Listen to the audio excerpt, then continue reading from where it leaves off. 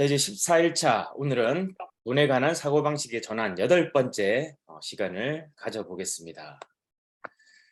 지난 시간에 우리가 이 벤자민 프랭클린의 부의 사고방식 2번째로 우리가 이제 이 부자가 되기 위해서는 돈을 잘 관리해야 된다라고 우리가 지금 계속 나누고 있는데요. 오늘은 실질적으로 우리가 액션 플랜입니다. 오늘 시간은 여러분들이 정말 중요한 게 제가 이 얘기를 작년에도 아마 강의를 통해서 했었던 기억이 있어요.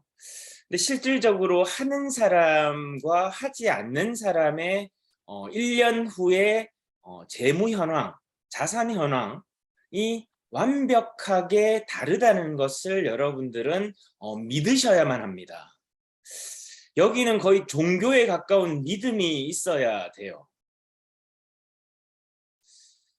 그냥 단순하게 이 방법이 몇백 년 전에 한 위대한 정치가이자 발명가이고 미국의 $100에 집혀 있는 사람의 이야기로 듣고 흘리는 사람이 있을 겁니다. 근데 저는 이 얘기를 듣고 어떤 믿음이 생겨났어요.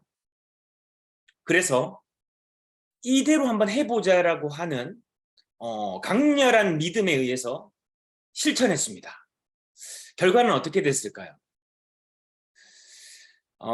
여러분들에게 감히 제가 말씀드릴 수 있는 건 이 방법만큼 확실하게 내 자산을 그리고 나에 대한 돈의 개념을 또 나의 이 진짜 내가 부자가 되냐 안 되냐의 현실 리얼리티를 수용할 수밖에 없는 방법이라는 것을 저는 깨닫게 됐고, 여러분들에게 실질적으로 제가 여러분들이 어떻게 보이는지는 솔직히 잘 모르겠어요.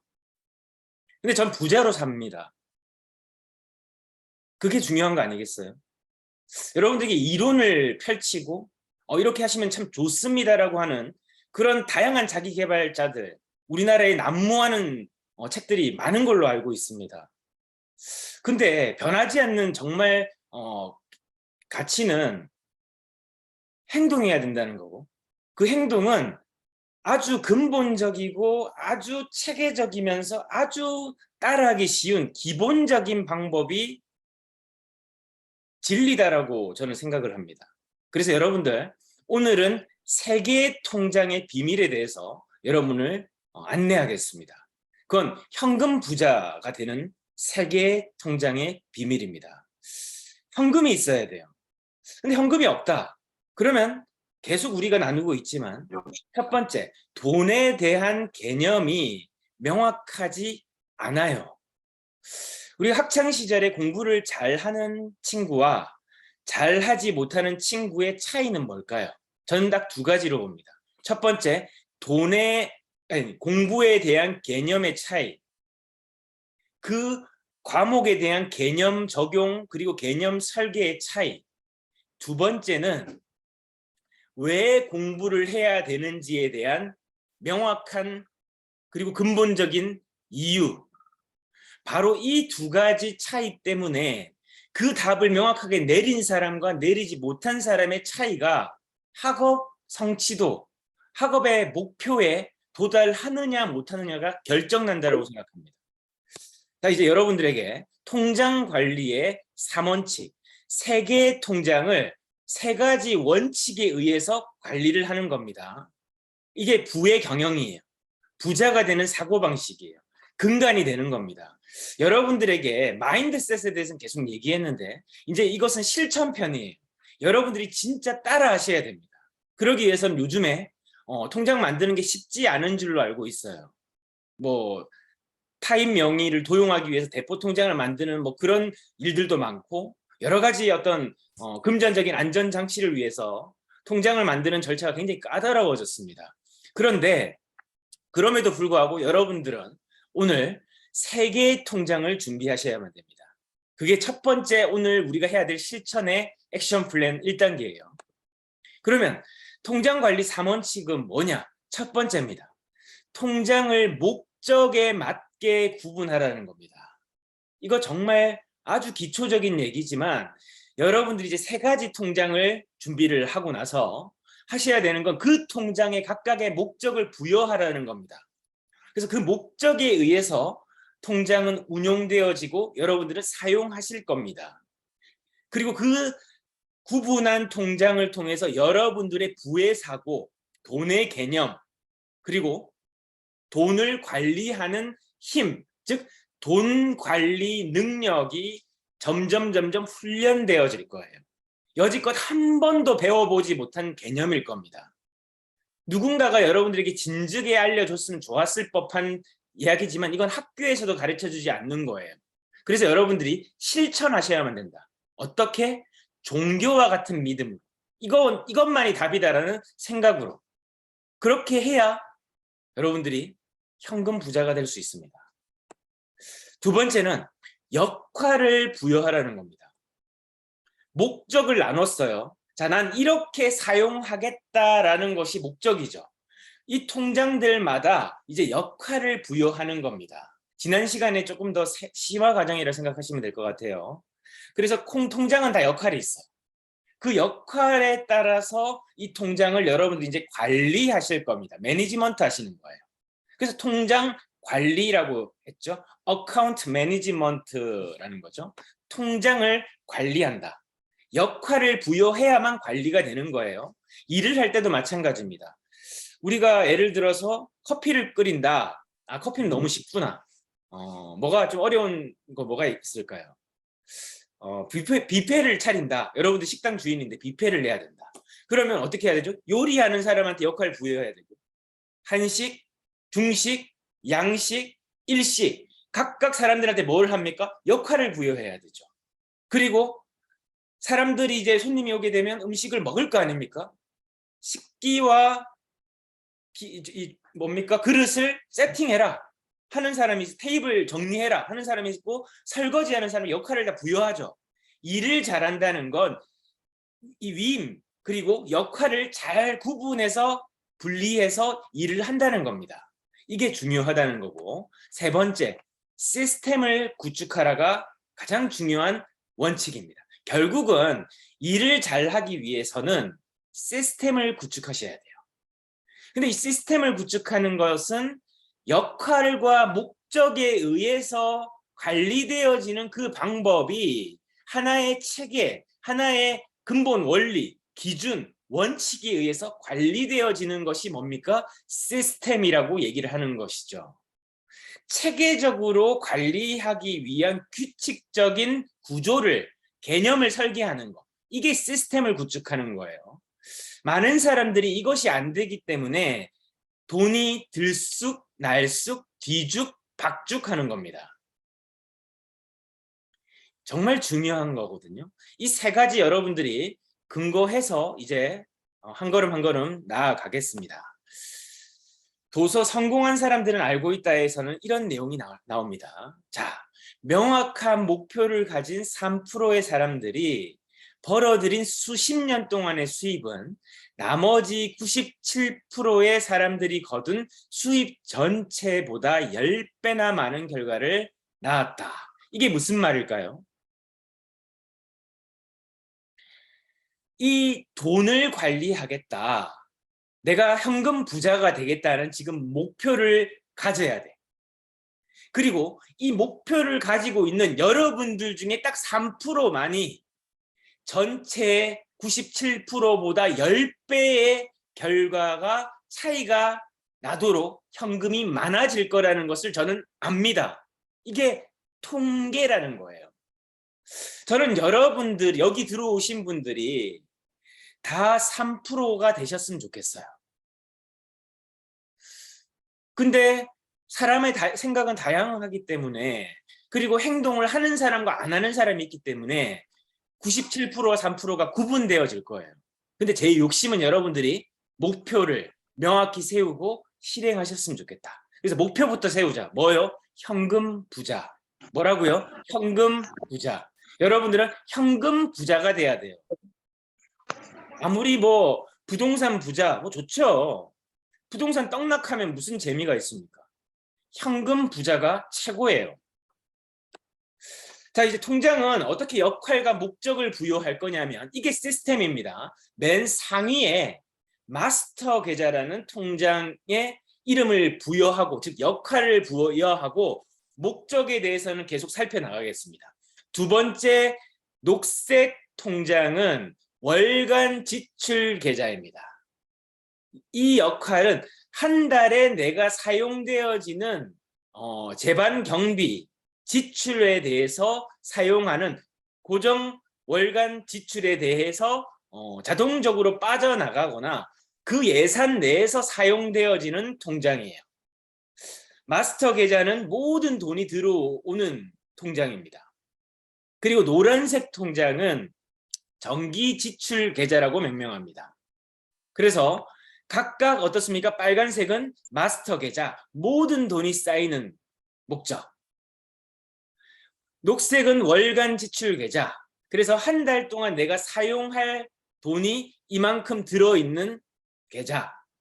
노란색은 연간 내가 사용할 돈을 넣어두는 계좌.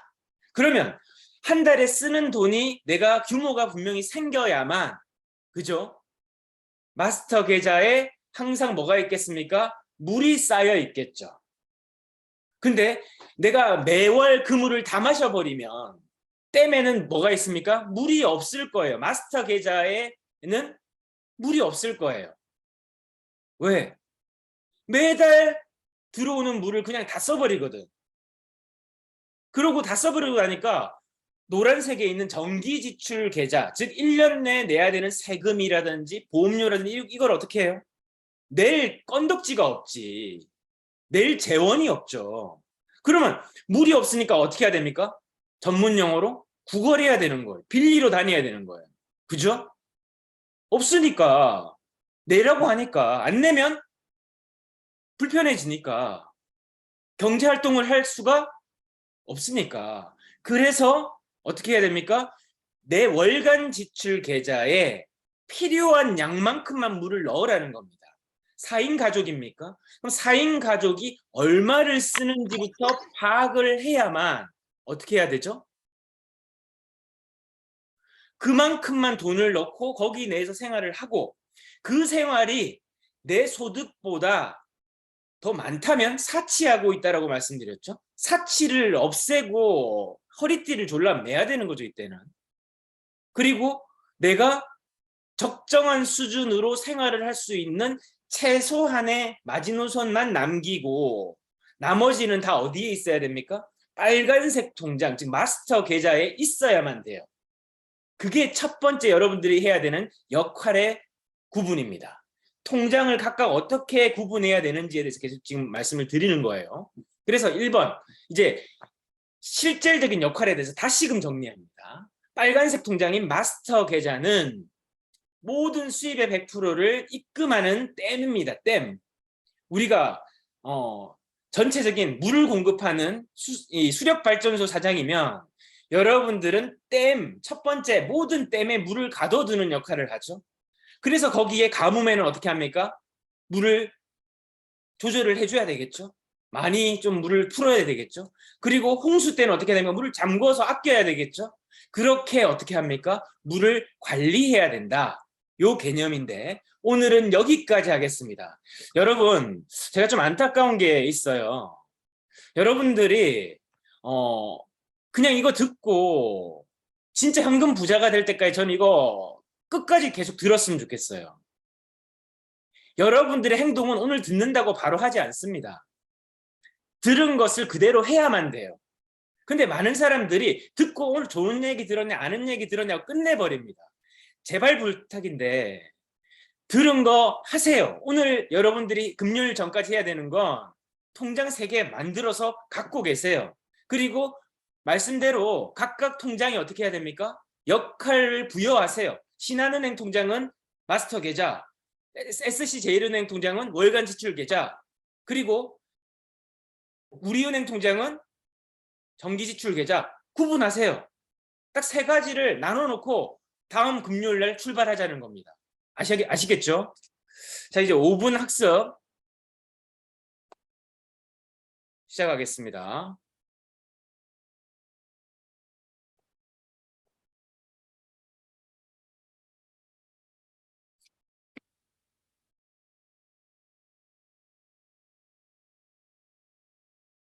다시 화면을 공유할게요.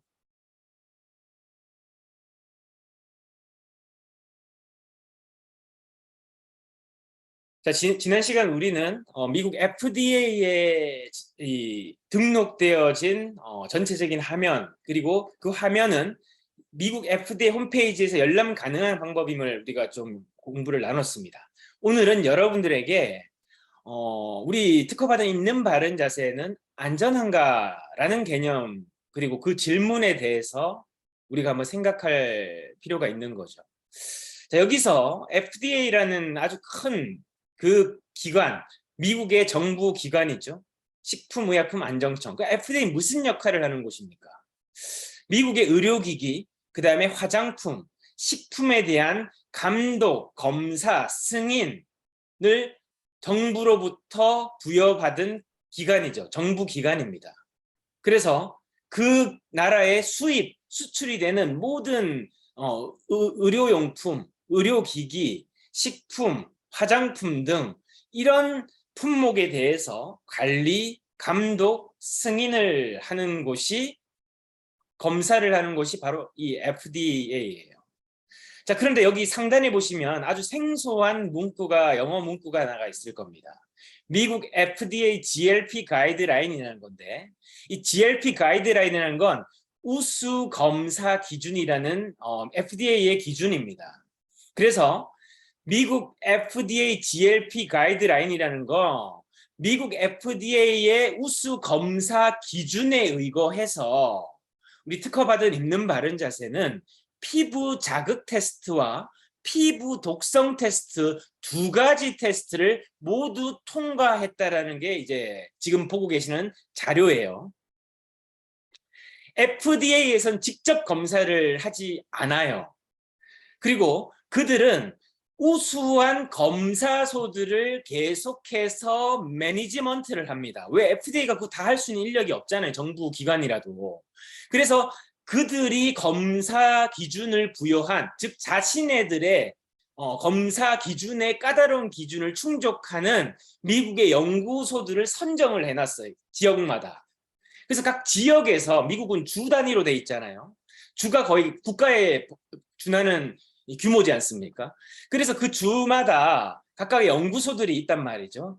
그래서 저희 이 특허받은 있는 바른 자세에 대해서는 무구 연구소와 아이유보 연구소에서 이제 검사를 한 건데, 이게 중요한 거예요, 여러분. 이게 왜 공정한 방법이냐면, 예를 들어서 저희 회사야 뭐 그 당시에 크지 않은 회사기 때문에, 더군다나 미국에 있는 연구소에 로비할 수 있을 정도의 캐파는 또 아니었잖아요.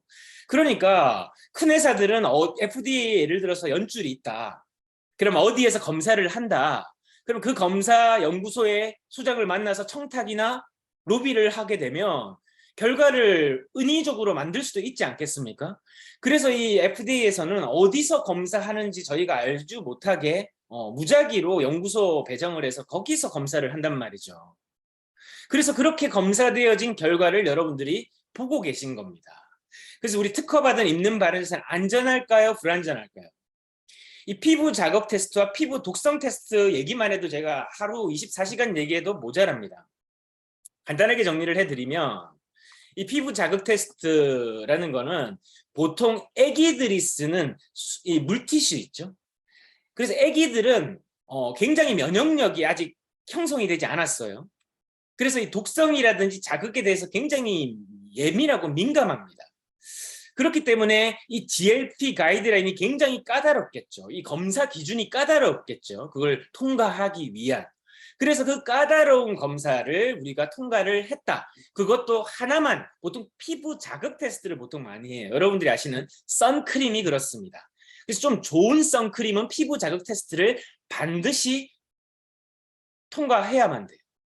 또는 독성 테스트를 통과해야만 됩니다. 근데 우리는 그 굳이 안 해도 되는 이 두 가지 테스트를 한 까닭은 안전함, 그 얘기를 메시지로 하고 싶은 거죠. 안전하다. 장시간 착용하는 거기 때문에, 피부에 맞닿아 있기 때문에 24시간 착용해야 될 수 있기 때문에 안전하다라는 거.